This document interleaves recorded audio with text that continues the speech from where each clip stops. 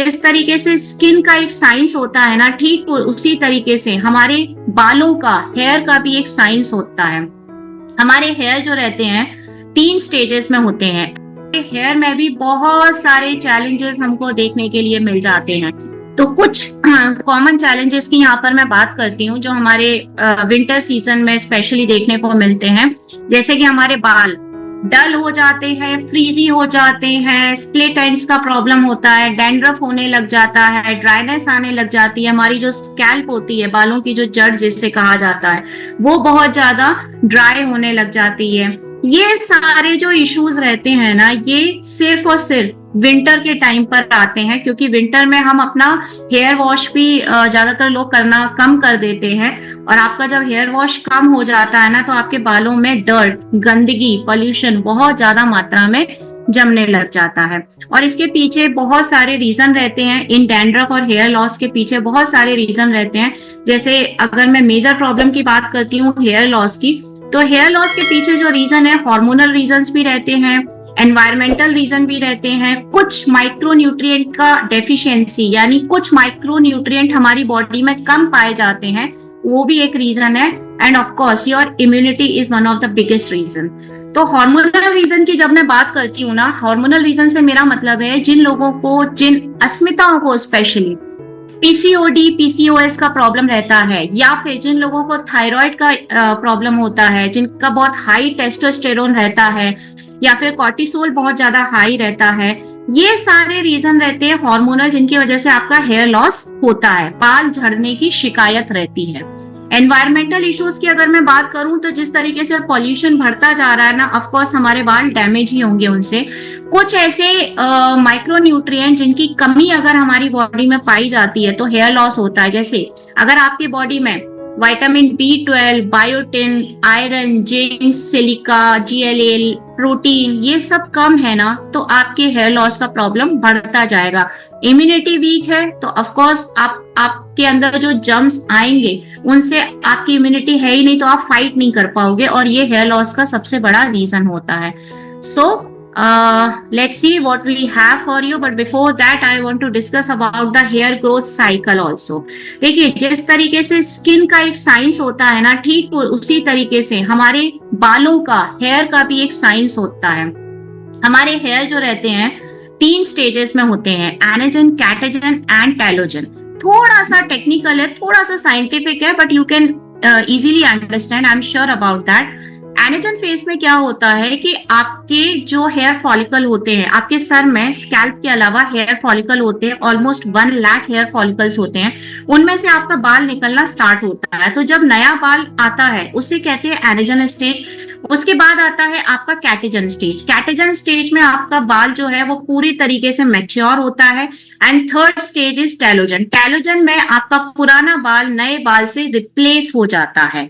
अब आप लोगों को जानकर हैरानी होगी कि एक फीमेल के सर में एक नया बाल आने के लिए ऑलमोस्ट 6 to 8 ईयर का टाइम लगता है, और एक मेल के सर में नया बाल आने के लिए ऑलमोस्ट 2 to 3 इयर्स लग जाते हैं।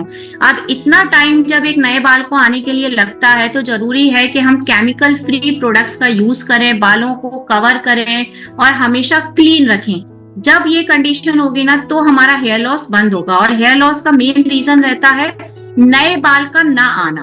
हम लोग सोचते हैं जो बाल हैं वो टूट रहे हैं, ये कारण है, बट ये रीजन नहीं होता। रीजन होता है कि नया बाल नहीं आ पा रहा है। So this is the main issue for your hair loss. So I'm sure you are ready to know about what we have for you.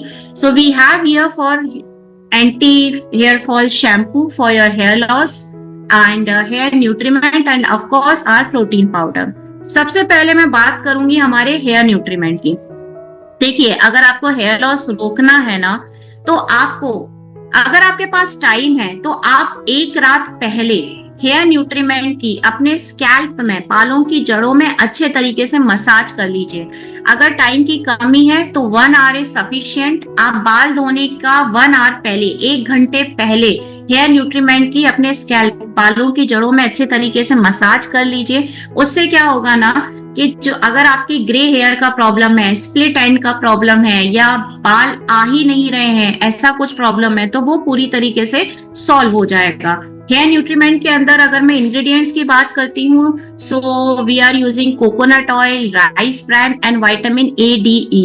ये क्या करते हैं कि अगर पूरे तरीके से बाल चले गए हैं बट फिर भी अगर गुंजाइश है तो नया बाल आना स्टार्ट हो जाता है। जो आपके ग्रे हेयर होते हैं वो वापस से ब्लैक होने लगते हैं, जो आपके स्प्लिट एंड होते हैं वो भी ठीक होने लग जाते हैं, क्योंकि कोकोनट ऑयल जो है वो इसका मेन इंग्रेडिएंट है। तो आपने एक रात पहले अपने बाल की जड़ में अच्छे से मसाज कर लिया हेयर न्यूट्रीमेंट का। नेक्स्ट डे आपको एंटी हेयर फॉल शैम्पू से अपने बालों को क्लीन करना है। एंटी हेयर फॉल शैम्पू के इंग्रेडिएंट्स की अगर हम बात करें तो मैलिक एसिड और कैरास्टिम नाम के 2 इंग्रेडिएंट इसके अंदर पाए जाते हैं।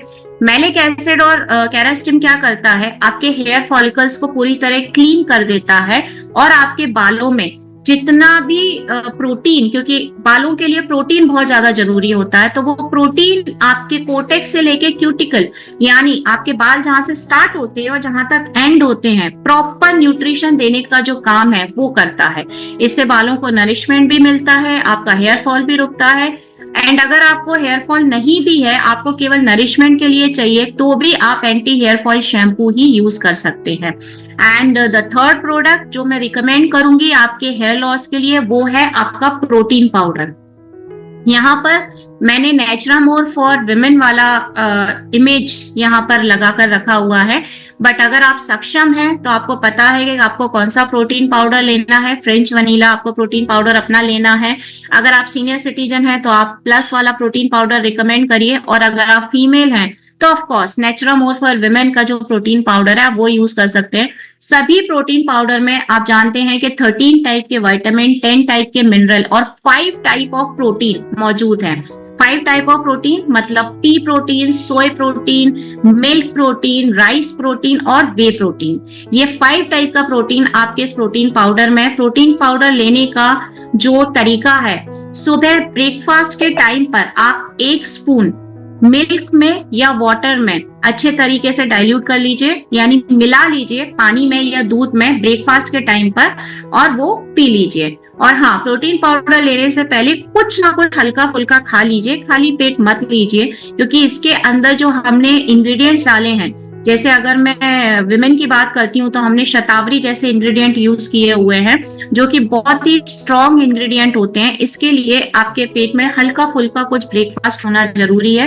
तो एक मॉर्निंग ब्रेकफास्ट के टाइम पर और 1 चम्मच रात में जब आप अपना डिनर लेते हैं उस टाइम पर पानी या दूध में मिला करके पी सकते हैं। पानी ठंडा, गर्म यानी कोल्ड, वार्म कैसा भी हो वो चलेगा, कोई इश्यू नहीं है।